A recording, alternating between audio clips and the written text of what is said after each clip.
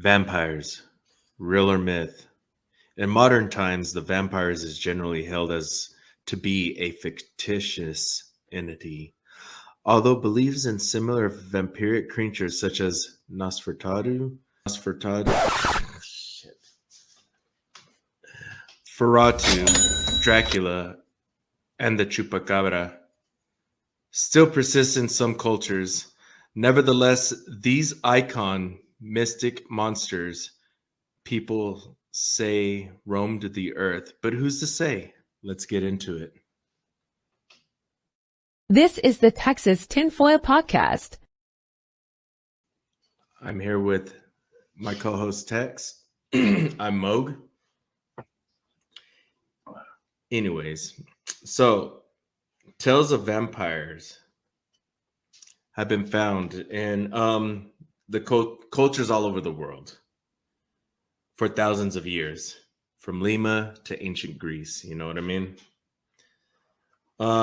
Even reverence of the medieval England. I mean, it can date that far back.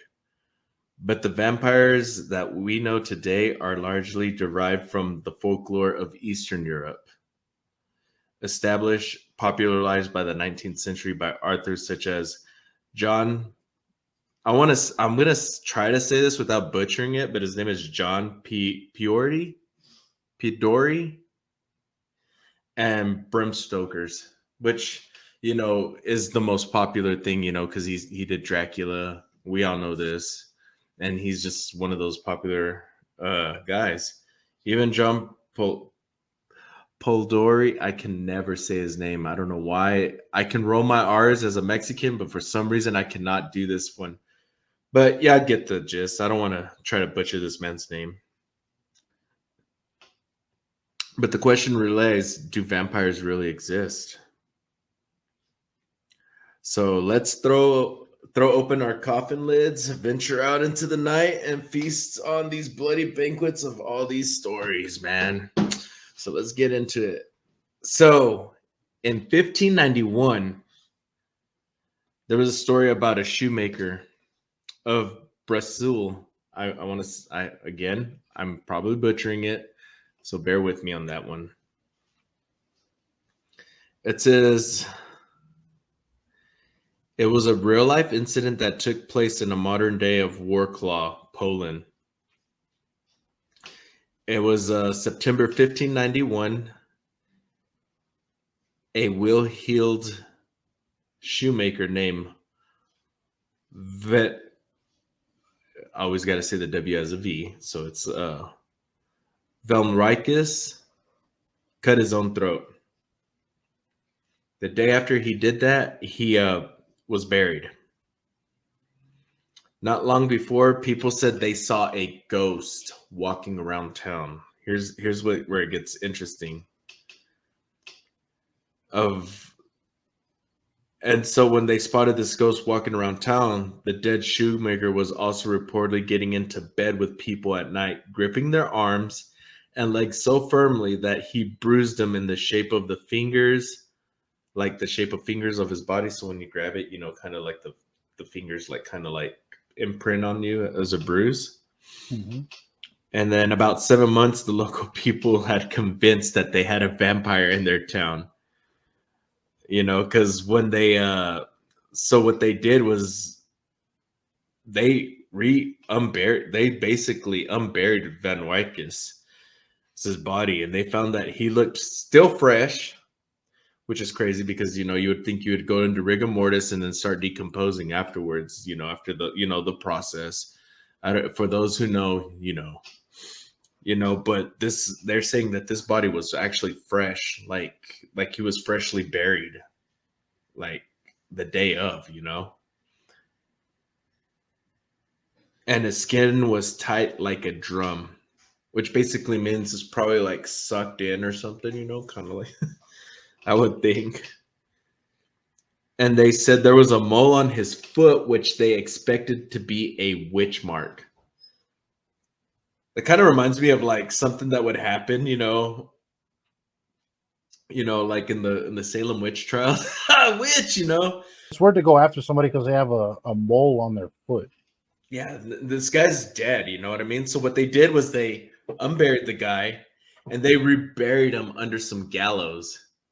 The undead body of Van Rykes continued terrorizing the town. Then the body was brought up, dismembered, and those who did the butchering remarked that his heart looked as good as a freshly slaughtered calf. Interesting. Next, the shoemaker basically like got cremated and his ashes were thrown in the river. That ended that problem, apparently. Here's the crazy here's what gets crazy. The second story is a year later after this first story hits, a year later, which is 1592, they called him the Prowler of Pintia. So just a year later, and it's funny because there's another town not far away from the town where the shoemaker incident happened. They also said that they had a vampire in their town as well. The local dignit's name, I think you know this one, Tex. Is it Johannes, right? Is that how you say it? Yeah, it's spelled Johannes, but you would just pronounce it as Johans. Johans, okay. Yeah. Kunzi. It's Kunzi. Severely injured after being kicked in the privates, and possibly the head too. One of his testicles, supposedly one or both of his testicles exploded. By a lusty Geldy. Wounded Cutzy began showing signs of delirium, leading to rumors that he was in the league with the devil. So now we got one story where there was a witch, like he was in cahoots with the witch, and now this guy's in cahoots with the devil. Same old thing. While in his deathbed, they said that a black cat burst into his room, pounced on him and on the dying guy, and frantically scratched him in the face to shreds. That's like, this man is going through some bullshit. He got kicked in the nuts, basically. His testicle explodes, possibly kicked in the head. This guy's already on his deathbed, and now a cat climbs basically through the window and starts. Well, it doesn't say through the window. It says bursts in his room, pounces on the guy, and starts clawing his face to shreds while this man is on his deathbed. Can you believe that? Like, golly. So very soon after his burial, there were reports that were going around town that he had returned from his death and was causing mischief. Hoof marks would show up in the snow after the vampire was spotted. The fiend was accused of sexually assaulting women and tormenting local vicars by squeezing him when he was in bed. So in July 1592, 5 months after the terror of the undead culty, and the townfolk finally dug up the corpse. And basically, Coltzy's body showed no signs of decomposing. The same thing when his leg was cut with a blade, fresh blood poured out. The way I see it, obviously, the guy didn't go. See, when you think of back then, I don't think they had embalming yet. I don't think embalming was a thing. It was more like, here's the body, they washed it. I feel like they probably washed the body, let him view, then buried him. That's how I think, And just because, these guys see it as, oh, this guy's a fresh body. Maybe it had been maybe 2 or 3 days. I don't think, being in the ground, it's pretty cool. Me personally, I think it's cool. And then you would see, a guy just fresh, and then they decide they're going to cut him. Of course, he's going to bleed. Well, I think. I worked in funeral homes a lot. I have an uncle that actually, cheers. I have an uncle that does this for a living. You know what I mean? I've seen a lot of things. I've seen things. But when you, and I know that, you know what? I'm going to rephrase that. I have seen bodies decompose within 3 days. That's without refrigeration, though, if you really think about it. If it's not cold, that's going to happen. So, anyways, that's no here or there. They finally dug up the corpse. Kunzi's body shows no signs of decomposing when his leg was cut. And basically, this town rinse and repeat the same thing what they did to the shoemaker. They dismembered him. They removed his body, dismembered him, and burnt and cremated him, basically. That was the end of Kunzi. And apparently all these mass killings or the torment that was going around town stopped. Which is interesting. It stopped after the guy gets dismembered and cremated, which is kind of brutal if you really think about it. Who in their right mind would dig up a body, dismember them, and then cremate them after the dismemberment? That's pretty. You got to be a pretty solid weirdo to do some shit like that. You know what I mean? Well, back then, man, that was the superstition of the day. That was their version of what worked. It's just crazy, man. One of the things is that people believe that you were a vampire. There was no embalming back in the day, so it's not like when you died, they laid you on a slab, they filled you with embalming fluid or formaldehyde and all this other stuff, drained your blood out and replaced it with this fluid. Did this badass professional viewings like we have now with caskets. They didn't do all that. It was like, hey, he died. Everybody stands around their set for a little bit, do a little viewing, put him in the ground and bury him. That's kind of it. Like, there's not like a big. People died all the time, a lot more often, apparently, and it was just kind of like a thing. They didn't have that then like we do now. So when you die, anybody who knows anything about dead bodies, whether you're talking about people or animals, you drive by anything that's dead on the side of the road, it's swollen, its guts are puffed out really big. Well, because the bacteria in their stomach is still continuing to do normal processes.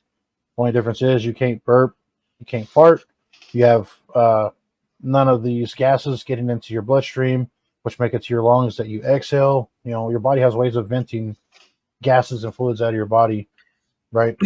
But if you're dead, it's hard to do that. Your gut swells up. So it gives the appearance that they drink a lot of blood. When they poke a hole in the stomach, it creates a lot of pressure, meaning it appears as though that person's a vampire, drink a shitload of blood. And if you poke a hole in their stomach, all that blood and gas comes out. You're like, oh, this guy's drinking that whatever people are missing or killed, he's drinking them. And he's got blood coming out of his mouth because when they die, Moog, and they swell up, you're laying on your back, all those fluid's got to go somewhere. It's going to come out of your nose and your mouth and shit. Oh, yeah, I'm sure. So, I mean, it looks like that. Not to mention the fact that when you die, you dehydrate. Your skin shrivels, makes your nails look longer. That's another hallmark of vampirism. Right. You know what I mean? And then, anyway. So here's the thing. Let me rephrase that. Embalming's been around since Egyptian times. Okay, let's get that right. Mm-hmm. But that was more using for mummification and stuff like that, right? But when you really think about it,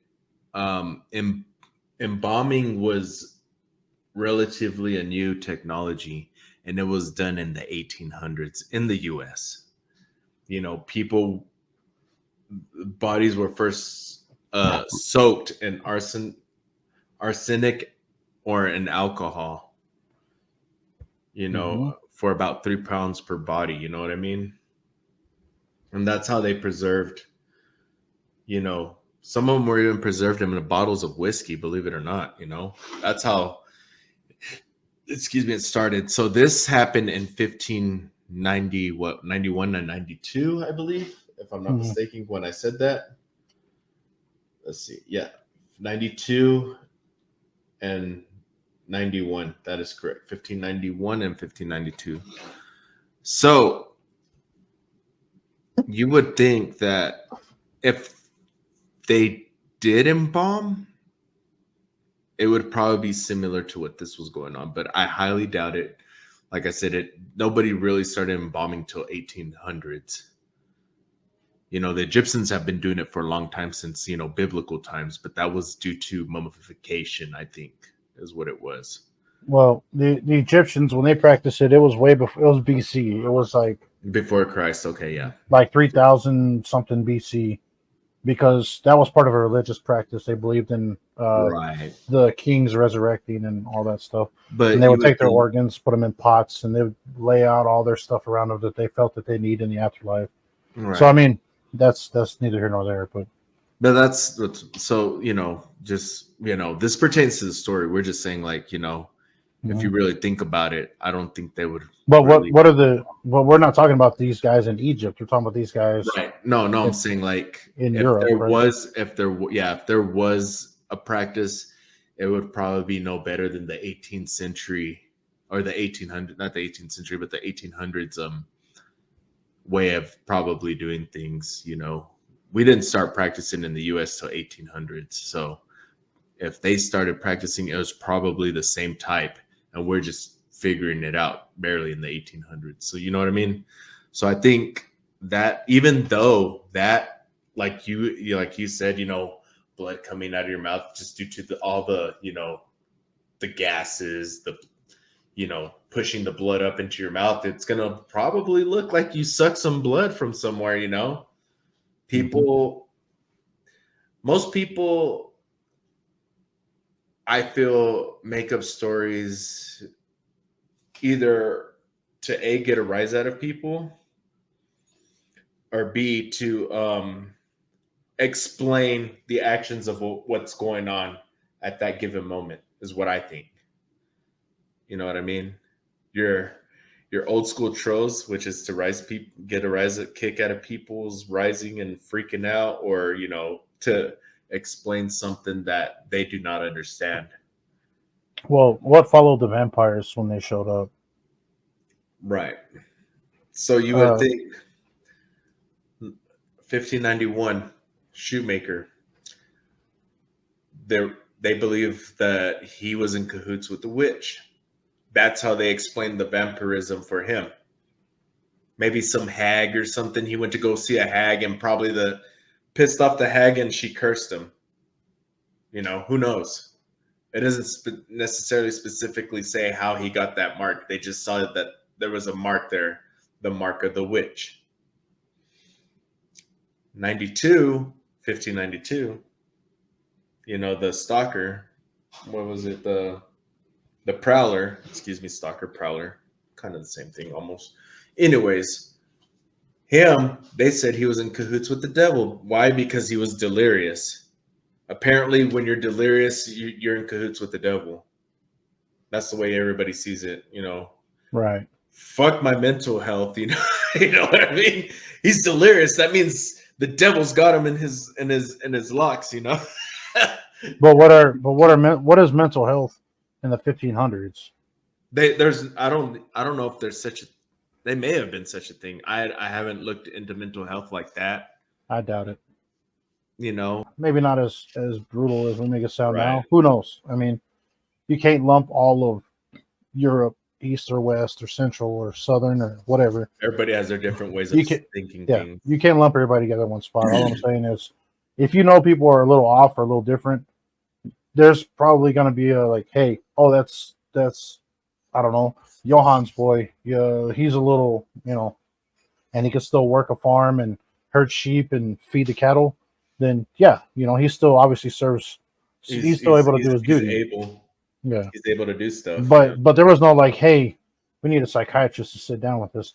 Oh yeah. Like, I there was don't none of that. think I don't think there was doctors to understand, Yeah. the mind. I'm sure it was more of a science than it would be like a psychiatry type thing, you know what I mean? I I don't think it know. would be more I would think it would be more science if we were to get into that kind of debate. Oh, science, what makes the human mind tick, it would be more scientifical research than it would. Oh, who knows if there's even such thing as psychiatrists back then. Now there's obviously there is, but I'm just saying, bro. You got fucking Tequache over here fucking running Yeah. around saying, hey, look, there's this guy that I saw that was dead. He's over here sucking the life out of people. I saw it. You're about to say You know what sucking I the mean? shit out of people, but yeah. You know what I mean? I'm just saying. I'm not saying it's gonna be like that, but you know what I mean. You get it, man. I mean, kinda, yeah. But here's the question: what was when you talk about science? What was technically science in those days? I don't know, man. Alchemy was a thing Oh, for a very long alchemy. time. Yeah. Uh, Well, yeah, it would be called eso, alchemy. yeah, esotericism, alchemy, a bunch of other stuff. However you want to call it, it's basically what it was. I mean, Yeah. you can look at like the Hellenistic era in Egypt. You can look at all these Is other. also the All, alchemists, aren't they also like pharmacists too? yes, Okay. that's the alchemy is like an catch-all. It's a catch-all for all these terms Oh, okay, gotcha. because it's not science in the strictest sense that we consider it now, but it's not just complete nonsense either. It is a little bit of a blend of philosophical and like beginning early science, like a proto science or an early science and philosophy, like Oh, okay, like from pseudoscience nature. stuff. No, I wouldn't say pseudo. It's proto because it's Oh, okay, beginning. It's okay, yeah. proto science, and everything they did had a philosophy behind it or some type of understanding because everything they had to look around at was nature. So you're looking at like a natural science or Mhm. a nature-based science, and mixing that with like the whatever natural philosophy they had around the time. So Right. you have a mixture of these two things that don't exactly mesh together perfectly, but you're looking at two things trying to work together to solve the problems that they have right now. So, So I was thinking, so how did a vampire become a vampire? Who thought of a term, oh, vampire? You know what I mean? hmm, Like, uh, if alchemy was around, I wonder if did alchemy make this term up and said, okay, vampirism is real. It means bloodsucker or something of that nature. You know what I mean? Like I'm not saying if vampire actually means bloodsucker. I'm just saying like in my terms, I would think, bloodsucker, well, superhuman powers. When I think of vampire, my definition, superhuman, fast reflexes, drinks blood, and you got the whole religious views on the vampires too with the cross and the silver and holy relics and holy water and all that jazz. So what is it? Is it a vampire? Is it a demon? You know what I mean? I'm just saying, if they're in cahoots with the devil or a witch, does that make it demonic? I'm just a vampire is a vampire. In our terms, it's half human, half bat.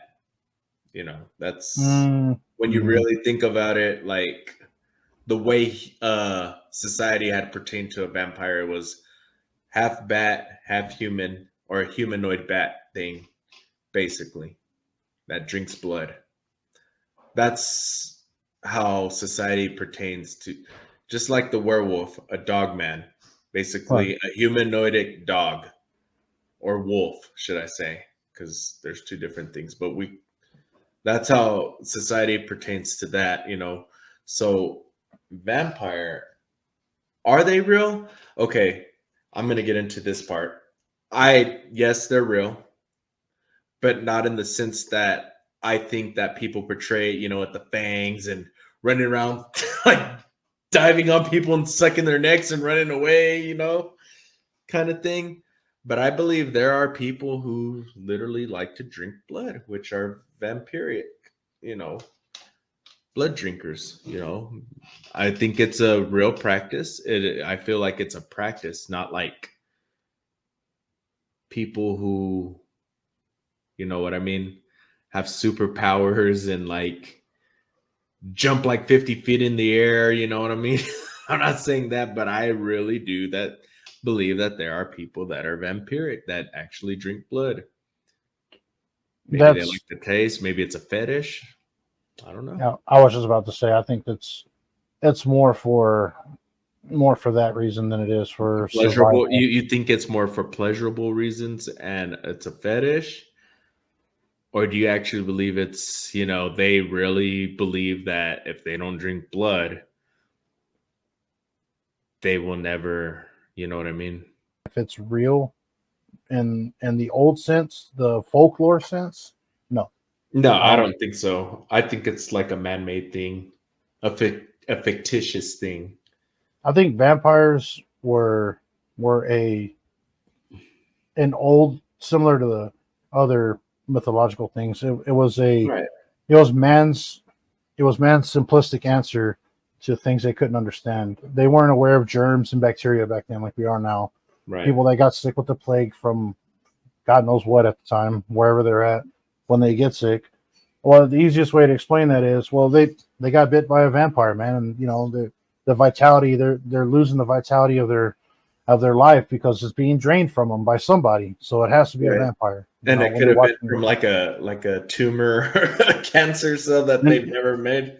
and you're watching somebody go downhill really rapidly. And yes, like you just said, somebody has cancer, they're going to deteriorate really fast. And especially back then, with little to no medical oversight No, or treatments. or knowledge of even cancer. They never even. Yeah. Who knows? So that's what I'm getting at is it'd only be natural to assume that you don't just die that fast out of nowhere. There has to be Right. somebody doing this to you. Maybe it's a And witch.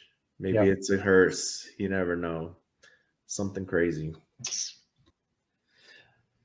Like, I believe when it comes to blood, and this is where people start, running in that little territory with the fountain of youth and all that stuff come into play. There are some cases that I've heard where blood is necessary. I've heard people use blood to inject themselves as a booster to actually run faster, believe it or not. They're called boosters. man, It's supposedly when they inject the blood into them, the blood oxygen or something like makes them boosted enough to keep running fast. It's a weird practice. I've heard of it, but have I seen it? No, I haven't. this goes all the way back to Bloody Mary, and I don't mean that like standing in the mirror, Bloody Mary. I mean like she was an actual. Oh yeah, the actual person who would actually bathe in blood, right? The lady that would bathe in blood Yes. to keep her skin To keep her youth, because Yeah. she would lay in a big tub.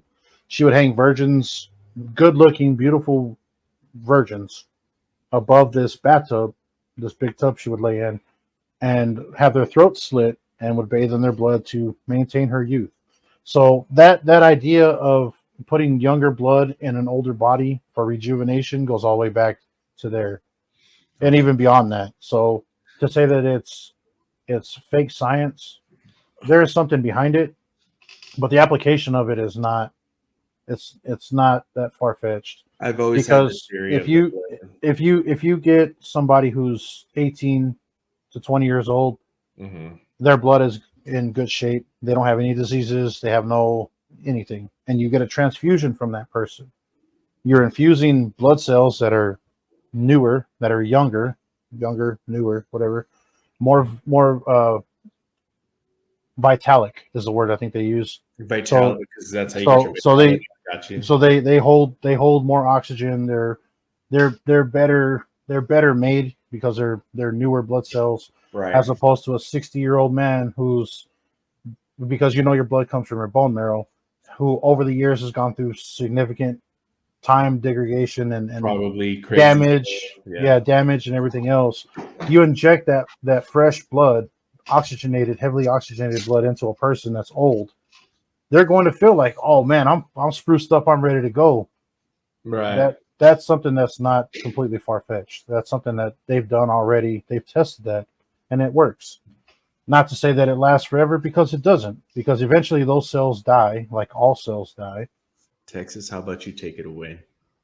All right, this is going to be a very quick, very Todo Johnny Canales, take it away. Yeah, this is going to be a very fast, very brief, not at all into detail story of Bram Stoker's Dracula, whose novel was published relatively not too long ago. It was, I believe, 1897 was when the actual book was published, And from that point forward, the vampire mythos, interest, lore, everything just exploded from that point forward. But I could sit here and talk about Dracula and how Bram Stoker wrote the book, and it's originally one of the first great pieces of multimedia because the book itself is told from the perspective of you being a kind of investigator, which is awesome. It's almost like those ARGs, alternate reality games, that kind of thing, where you have different media sources to go through and try to piece together the story. Bram Stoker did it back in the day, and he takes liberties with what vampires can do, kind of rewrites and takes liberties with what vampires from old folklore to what we consider to be modern times now, kind of gives a little spin and twist on certain things, elaborates on other things, and adds plenty of his own flavor to it, which is nice and it's fine. And it revitalized the vampire lore, right? So that's kind of where we are. Vampires grow and change just like werewolves and all the other mythological creatures. So there's three people. One's a doctor, a lawyer, and the other is they considered to be an exotic man. His name is Quincy, and he's from Texas. Pretty awesome. He's an exotic cowboy. So awesome. So she gets married, gets sick, and starts to have really bad failing health. Come to find out, they believe it's some vampire. After they call in a fourth guy, whose name is Helsing, Van Helsing, by the way. He's a vampire hunter. Shows up, and he's like, "Yep, I've seen this before. This is the work of a vampire." And how did the vampire get there? Well, when you read through the book earlier, there's a ship that was full of people, and when the ship shows up, they're all dead. And the captain of the ship is tied to I forgot the actual name of this part of the ship, and everybody's gonna be screaming it at their screens or phones. It's the wheel, you use to turn, so you can turn the rudders and adjust the course of the ship. He's tied to that thing, and he's fucking dead. And so when they go to board the ship, a giant black dog races off of the ship and into nearby woods, and they're like, "What the fuck was that?" So this also happens to be the same place where this girl gets very sick and all this other stuff happens, and then she dies, and her best friend ends up marrying one of the other three suitors, and she ends up getting tied into this whole deal. And eventually it culminates with all of these people going to track down Dracula to hunt down all the spots where he has Bram Stoker's book covered, that he had to sleep in a coffin, and the coffin had to have his native soil under it in order for him to actually rest, blah, blah, blah. And again, more things that he added. So they end up trying to find where this is. While they're out looking for Dracula, he shows up and bites that girl, makes her drink his blood, and he doesn't kill her, but he uses her as a type of lens where he can telepathically communicate with this woman, and he can use her as a type of listening device. So everything they're saying around her, he can hear. Everything she sees, he can see. So he's using her as a spy. And they end up finding out this happened, and they use that against Dracula in this big heroic thing where they set him up. They destroy all of the resting places he can have. All of his coffins have been found and destroyed, and they go to take him on, and they feed her a bunch of nonsensical. They feed her a bunch of lies, a bunch of nonsensical information, and Dracula thinks he's one step ahead, but he's not. They lead him into a trap. They fight him. The Texan dies. Van Helsing lives, and I think another guy lives, and that's pretty much it. And I think the chick lives too. So that's pretty much the end of that. But the Texan dies in this big fucking battle with Dracula. I was like, you went down like a real man. Cheers, buddy. Even though it's a fictional story, big ups to you. He died like a Texan with his boots on. Oh, no. Oh, yeah. So, but in my opinion, the story that he bases it off of, or the character he bases it off of, Vlad the Impaler, to me is way more interesting, way more in-depth. And I clearly don't have the time on the podcast to do it because we try to limit it to about an hour. I'm going to give a very quick overview of that as well. Vlad the Impaler was a real man. He goes by several names. Vlad Dracula, which of course was the inspiration for Count Dracula and the book by Bram Stoker. Vlad Tempish, which is a another name for Vlad Dracula. Of course, he's known as Vlad the Third. There's like 15 names to this guy, but essentially it's all the same person. And So if you then just you also got the most iconic one, Vlad Dracul, Mhm. which is where Dracula well, came from, obviously. Vlad Dracul is actually his father. It's Vlad the Second. Oh, But, Vlad the but Second. yeah, Dracula, Vlad Dracula, or Dracula, how we pronounce it here. Dracula means son of the dragon. This happened in the area of Wallachia, Like, 1430s. is The that's port- in Romania, right? Or is that a whole Mhm. different? Okay, It's in modern gotcha. day. It's what's in modern day Romania now. Yeah, now the borders we draw now are different from then, but it took place between the Hungarian Empire to the north, the Moldovan Empire to the northeast, and then the Ottoman Empire to the south. They were a buffer used by all three sides to play against the other sides. And Vlad the Second, um, the father of who we call Dracula now. I'll refer to him as several other names. Vlad Tempish is one of the other names. Vlad the Impaler, of course, everybody knows that one. Vlad Mm, Dracula, which is we all know as son of the dragon. The reason his father took that name was it had to do with the fact that he was tied into the Hungarians to be used as a tool against the Ottoman. To break it down as Barney style as I can, you have two empires: the Islamic Ottoman Empire to the south, taking over as much land and area as they can, trying to move and expand up north. Like every empire, if you do not grow, you die. So the Sultan there was trying to move up into Eastern Europe, and unfortunately for him, everybody that he was trying to take their property from said, "Fuck you, we're not going to have it."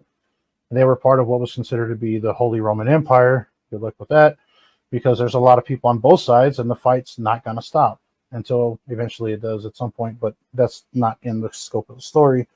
And Wallachia is right in the middle, and it is a buffer zone between both places. So the people who are in charge there, they don't have kings or rulers. They're called voivode, voivode, voivode, voivode.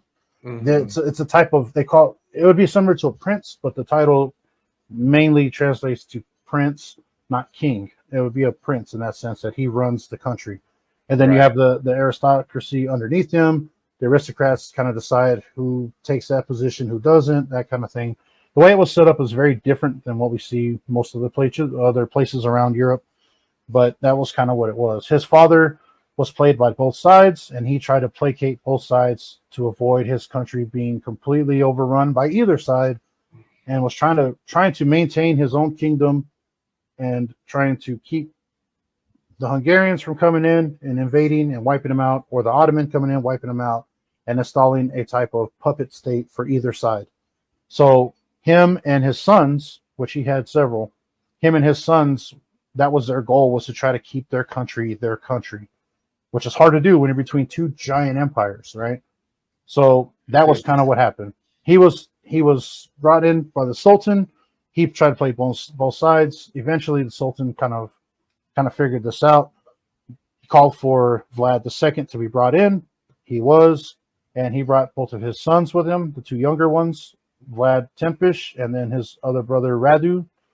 Brought them in, and he actually took his children hostage, beat the shit out of him, and then killed. Actually, they outright killed him eventually. And the people responsible for killing him, Vlad the Third, who we consider to be Vlad the Impaler, he was destined to become the voivode of Wallachia. In other words, he was supposed to be the main guy there. So Vlad took offense to that. He did not he didn't like that shit at all. Quite obvious. So he decided when he was young that he was going to get back at all of these people who were responsible. He was going to kill all these people and return Wallachia to its own kingdomship and not be subservient to either side. And being brought up he was actually raised for about 10, 15 years. Him and his brother both were raised in what we consider to be the Turkish Ottoman Empire on this side, the Turkish side. He was brought up there. He was taught. They were never. None of them were either. Him or his brother were never converted to Islam. They were left to be what's considered to be Eastern Orthodox by today's standards. And there's debate whether that's true or not. But Eastern Orthodox influence, we'll leave it at that. And some say another variant of Catholicism. Again, they can argue that in the comments. But essentially, what boils down is he eventually gets away. He gets out of there. His brother stays behind. His brother falls in love with the lifestyle of the Ottoman Empire. Vlad is thinking of his countrymen, leaves, and plays this cat and mouse game with both sides, both the Hungarians and the Ottomans on the north and the south. Makes friends with one year and makes a pact with them, only to break it and become friends with the other side. He's playing both sides, and he's buying for time as he's trying to build up his country. And that's essentially what happens. He knows the way the Ottoman Empire is ran. He knows what they're going to do if he ever falls victim to them. He knows what the Hungarians will do if he falls victim to them. So he's in a very bad spot. He wants to take his father's place, which is what he eventually does. And during his first reign, he kind of steps up to make a point of it. Unfortunately, it doesn't last but a few months, and he's then thrown out. And another person from I believe it's from the Ottoman Empire comes in, takes over. It becomes a kind of a puppet state. He leaves and makes friends with other people in Hungary, gets a bunch of mercenaries and other friends in the aristocracy on that side to back him. He comes back the second time, takes his fucking rule. And this goes on for a while, right? Like there's this back and forth inside of his native country. It would be like us in America watching Canada and Mexico fighting over who's going to take not only each other's land, but our land in the process. So he's like, fuck that. I'm going to do whatever it takes to make our place an independent state again, which is what he does. By his second rule, this is at this point where he's like, you know what? Maybe the Ottomans need a little reminder that I know everything they know because I grew up there. And the Hungarians need to know that I'm no one to be trifled with. So this is when he starts his campaign of having hundreds of thousands of people executed.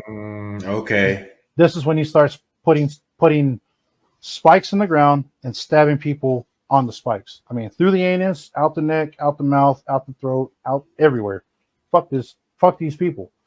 The aristocracy that stood against him, he wiped them out. He was purging everybody who had no loyalty to him, which is what he saw as loyalty to Wallachia as a whole. Because what he was doing was for his countrymen, his country. And if you ask the Romanians now, they still look at Vlad the Impaler or Vlad Tepes as a fucking hero for that reason.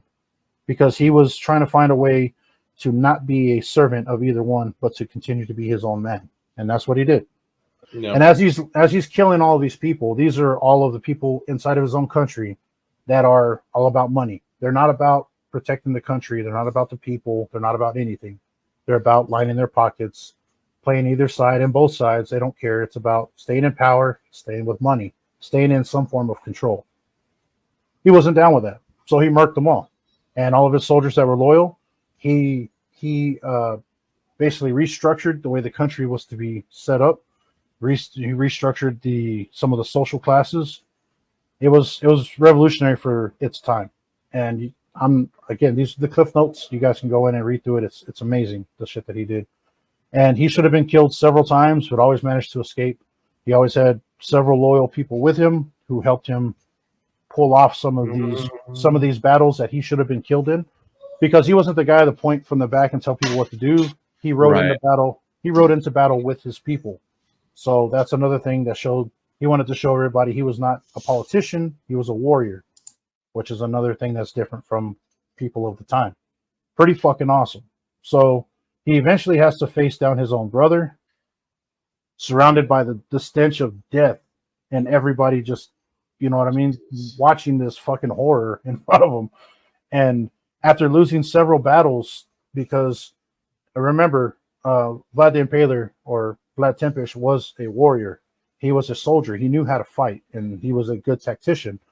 He was fighting these guys and wearing them down, and that was exactly what he did near the the end of his second reign, he knew he couldn't stand toe to toe with the Ottoman Empire, so he started doing what any other country would do, just like we did when we fought the Brits. Right. Guerrilla warfare, baby. Showing up and murking guys in the middle of the night, showing up and set whatever camp they're in, setting it on fire, harassing them during the day so that when they're marching it sucks, not letting them sleep at night, wearing them down. And finally, when they cross the river and they get all the way up to where they're supposed to be, they see this monstrosity of a forest of bodies just impaled. Damn. I mean, if you're an invading force, and you're like, well, we outnumber these guys at some points 5-1, and they're kicking our ass. And then when you show up before you're supposedly going to sack the capital, and you see this, that'll demoralize anyone. And that was the whole point of him doing it. He was forced out eventually because, again, the peasants were the people that were fighting for him, but there was still a growing dislike for him by the surviving aristocrats. The way he wiped out most of the aristocrats was he invited them and their wives to come have this big ball, this big fucking like dinner. And at the end of the dinner, all 200, it was like 400 plus people, but all 200 men and 200 women, whatever, they were all piked up. They were all killed and piked. And that's fucking brutal, bro. He had another deal where there was some of these other people that had escaped and were sleeping in a barn. His men, not him, but his men found out where they were. They barred the doors and set it on fire and burned them alive. Jeez. Yeah, that fucking sucks. There's no way to actually put it down, man. That fucking sucks. And when that shit happened, Vlad went to Hungary, or the Hungarian Empire. First, he was invited there, but he wasn't to just be a friend. That was initially what they had brought him. So they invited him there for. But once he was there, they captured him. Right. And they captured him and put him in prison. Now, he thought the same thing that happened to his father would happen to him, but it didn't. The people in charge there actually liked him, and they understood what he was doing and why he did it in order to try to just save his own fucking country. And he ended up marrying into their family. And the way that worked out, he ended up having 2 or 3 children. He was technically part of that family now. So he had support from the Hungarian aristocracy, and all of the slander that was said about him by the Saxons, or the Germans at the time. The Saxons were putting out all this terrible press saying that he was slaughtering women and children indiscriminately and all this terrible shit. You know, he's really not that bad of a guy. He's not this bloodthirsty animal like they made him out to be. And all of Europe was happy with him. They thought he was a stand-up guy. And then he got all the mercenaries and all the help that he could and all the funding, and he got some soldiers. And let's head back and, you know what? Let's talk to my brother and let's get this back, guys. Sounds all happy-go-lucky. As soon as he starts on the warpath, he's back to his old ways. Just murking guys left and right, piking everybody he kills, fucking leaving a trail of piked bodies, bro. Everywhere he goes, just Vlad the Impaler's back, baby, just laying them all out. And I was like, damn. Yeah, it's not funny to laugh at death, but I'm like, you know, people being killed, but at the same time, like, you're an invading army, man. You know, you kind of asked for it. But anyway. That makes sense. Yeah, I don't like. Well, yeah, when people are being killed, I generally don't laugh at that stuff. But you know what, man? Nah, his brother got his ass whooped so hard. I want to say it was Stephen the Great. Anyways, Moldova, and he defeated the Ottomans and pushed them back. And the people that were in charge in Wallachia, that were supposed to be helping Stephen and his forces, turned on him, thinking that they could flip it at the last minute and then have a resurgence of the Ottomans running up in and to wipe them out. That didn't work. Stephen had actually kind of seen that coming. So whenever they turned on them, Stephen was ready, wiped them all out. And that was the end of that. So this was further proof that this state was a puppet state and the people in charge there couldn't be trusted. They had somebody that they could trust. Hey, Vlad, want your old throne back, buddy? So here he comes. And on his third venture back in to take his fucking rightful place as as the ruler of this place again, Wallachia, he ends up whooping all of these people in battle after battle because he already knows what it's like to fight these guys and has been doing it for years. He actually has a one-on-one duel. This is a piece of history I think is awesome that I'm going to end with. He had a one-on-one duel with now that I've said that, I'm going to have to come up with a name. But the man responsible for his father's death, he had a one-on-one battle with this guy. He had him surrounded. He could have had his people just kill him. He could have piked them and moved on. He could have taken him prisoner. He could have waited for the fight to be over and then made a public execution. He could have done whatever he wanted to do. He had him dead to rights. What did he decide to do in front of all of his men and the captured Ottoman soldiers? What did he decide to do? He told them, he got off of his horse, drew his sword, and told that piece of shit just like that. You're basically told him he's a piece of shit and told him, fight me one-on-one. Come at me, bro. Right? That kind of way. One-on-one. And he could have he could have lost everything. And had he lost that fight and been killed, everything would have been for nothing. But because this man was responsible for his father's death, he took that shit personal. And I was like, bro, I can't think of a more badass way to fucking handle this. And they gave him a sword, and he fought his ass one-on-one. And they said that Vlad, not only did he fight him with little to no effort, like he toyed with his ass, sliced him up really good, and then he fucking ran him through and killed him. Damn. And then after he killed him and he ran him through, he supposedly decapitated him and then piked his ass right there where he killed him, and then they left. And then the Ottomans had their turbans. They were taking them off. They said, well, it's part of our religion not to remove this, whatever. But they were defeated. And so he said, oh, you're not supposed to remove them? So he put the turbans back on their head, had some spikes, hammered through their turban into their skulls, and then piked them. Yeah. So he was like, don't worry about it. You'll never have to take them off again. That's fucking brutal shit, man. Like, shit. I mean, like when you read through the Dracula story, you're like, oh, he's just this vampire. It's all high class and floats through hallways and crawls up walls and shit. And you're like, but when you actually read the story of Vlad,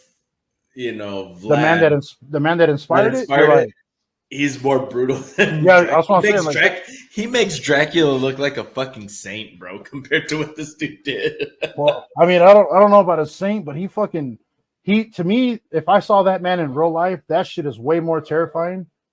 If I'm a Ottoman soldier, that shit is more terrifying than any Dracula story, like Bram Stoker book type shit, or any vampires you see nowadays. Because, come on, man.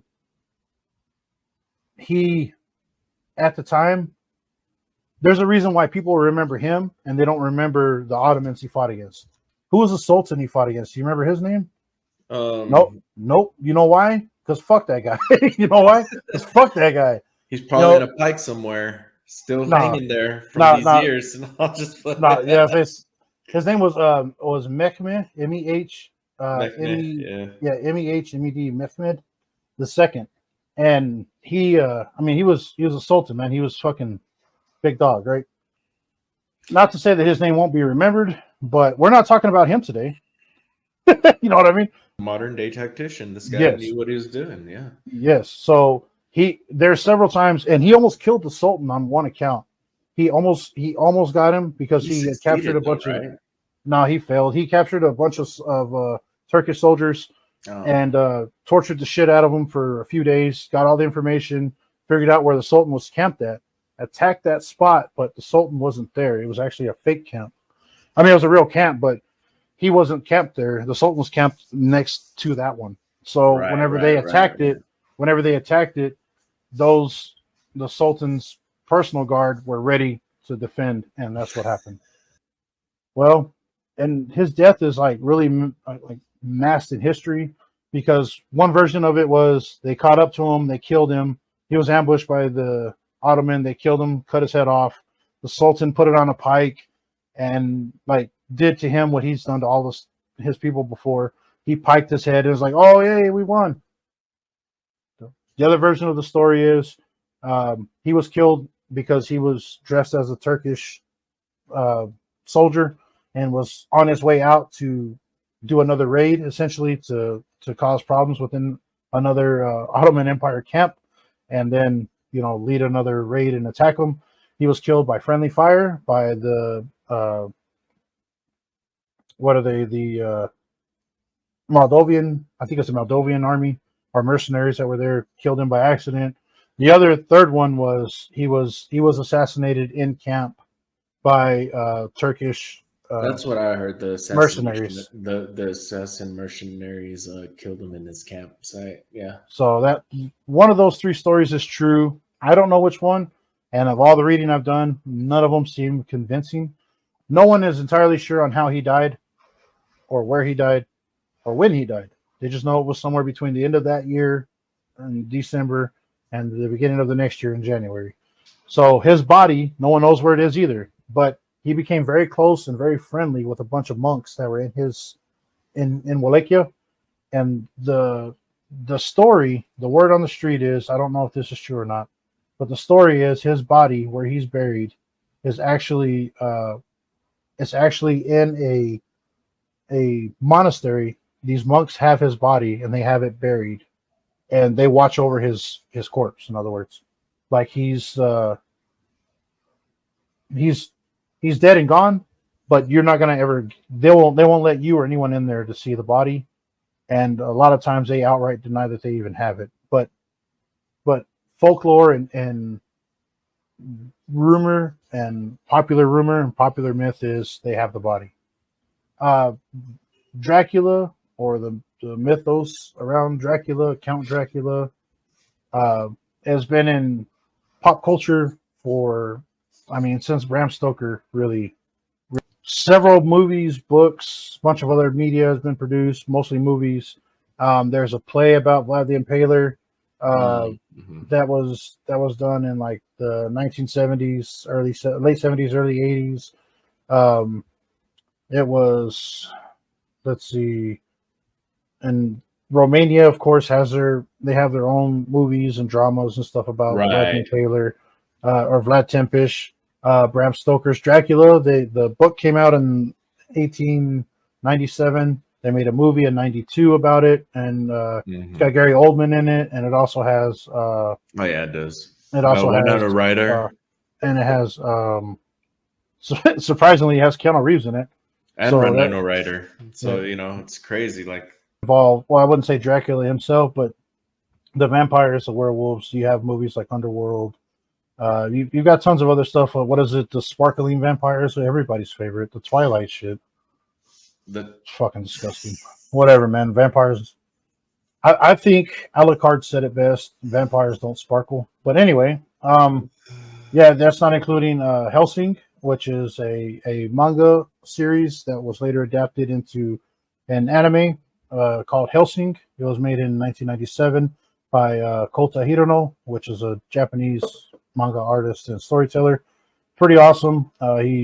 It's his take on the vampire Alucard, which is Dracula, and kind of a retelling of a little bit of his history is in there. Then of course you have the complete, which is Helsing Ultimate. Well, that was redone as well. Check that out. There's movies like Dracula Untold, like Luke Evans plays Count Dracula in that one, or Vlad the Impaler again. There's a bunch of other stuff. I really recommend. There's an animated series on. Well, it's not really recent, but it ended in 2001, and it's called Castlevania, and Netflix had it for a good while, and I think they still have it on there now, if I'm not mistaken. As of when we were recording this in 2024, I believe it's still on there. But you should check out the Castlevania series. Yeah, it has Vlad Tepes in there, his wife Lisa, and his son Alucard, and along with the rest of the other characters, Belmont and so on. Anyway, you guys should check that stuff out. Dracula is just kind of everywhere, kind of a household name, and everybody has their own twist and their own version and their own story as to what it is for this man.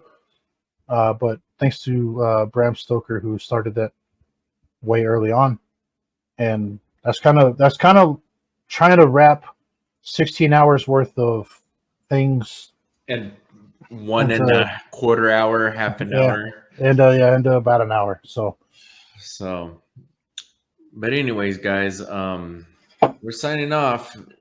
Anyways, I'm Moog, text. and we'll see you on the next one. Peace. Peace.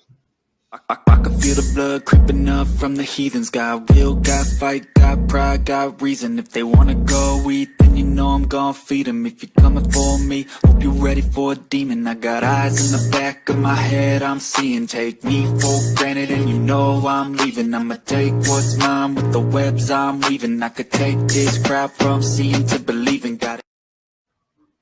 All right. Oh yeah.